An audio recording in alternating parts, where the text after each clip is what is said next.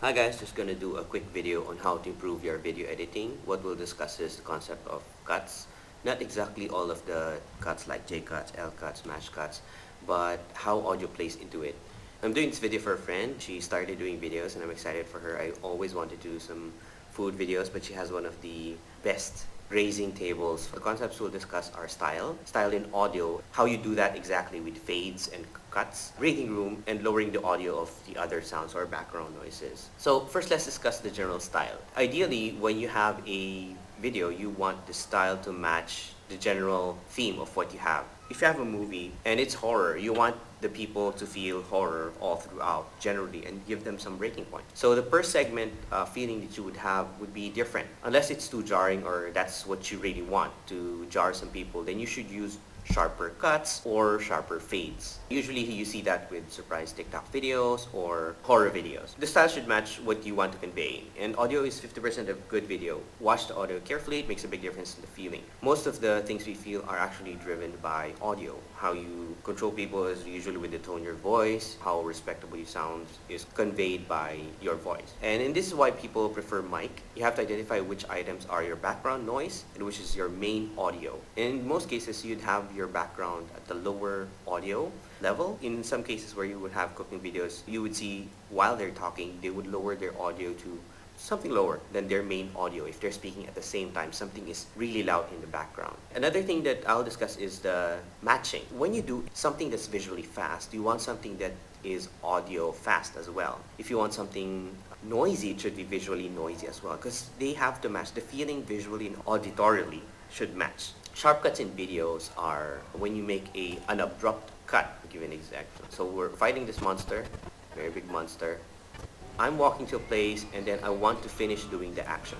People want that continuity, and you want that continuity not just with audio but also with video.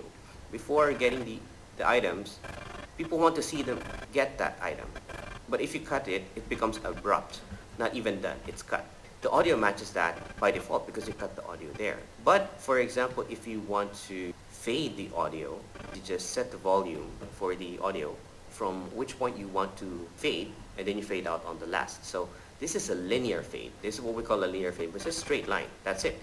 It goes down from point A to point B. If it's exponential, you would see a curve, right? Like that, or like that. It could be like that, or like that as an exponential curve. And generally, you would want the two to match, unless that's part of your point. Some fades are like that. When you want a dramatic exit, they extend the video, they fade it like that. And the longer this is, the longer this fading goes. So it would match that it's fading and the audio is fading. That was too long. You'd get a feeling of, okay, that feels like it's too long, right? You play it. So that's matching your audio and your video, and that's sharp cuts and exponential fades.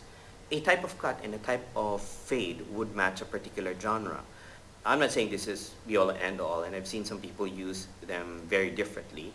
Some people would want a slow increase for horror, for romance, and you want a build-up of that emotion. Sometimes you need that slowness, or sometimes you want to savor the moment. Let's say for cooking, one of the things I do want is to visually savor the visuals of something's cooking, or I see the bubbling that's slowing up. So for me, I personally prefer slow visuals for cooking stuff because I want to see the action. Unless I'm in a hurry, I do want those instructional cooking videos where I cut the onions and then they're cut, peel the potatoes and they're peeled the next second. Those are more instructional videos, but if I want more emotional videos, then I want something slower, I want something in slow-mo, I want something with a creamy background, vibrant, something like that. The general concept I wanted to discuss was matching your fade and your visuals and your audio. Most of the time, you would want them to do the same thing, and also you would want to have some breathing room. When there is some noise, for example, something is cooking in the background and you're speaking, you want the audio of the secondary audio to be less. For example, this is my second audio. Let's just say this is the cooking. I would set it to minus 12 dB or something like that, minus 6, minus 3. So when the first one is playing, my voice was the main point of the video. If the video was an instructional video, the videos should have the vocal as the main point. If this was an instructional video with visuals only, then you would have a different method of doing this.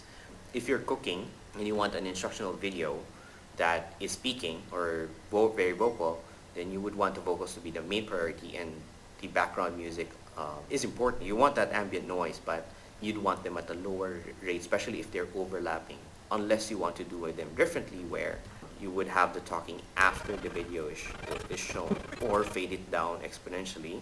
Like let's say this part is cooking from here to here, right?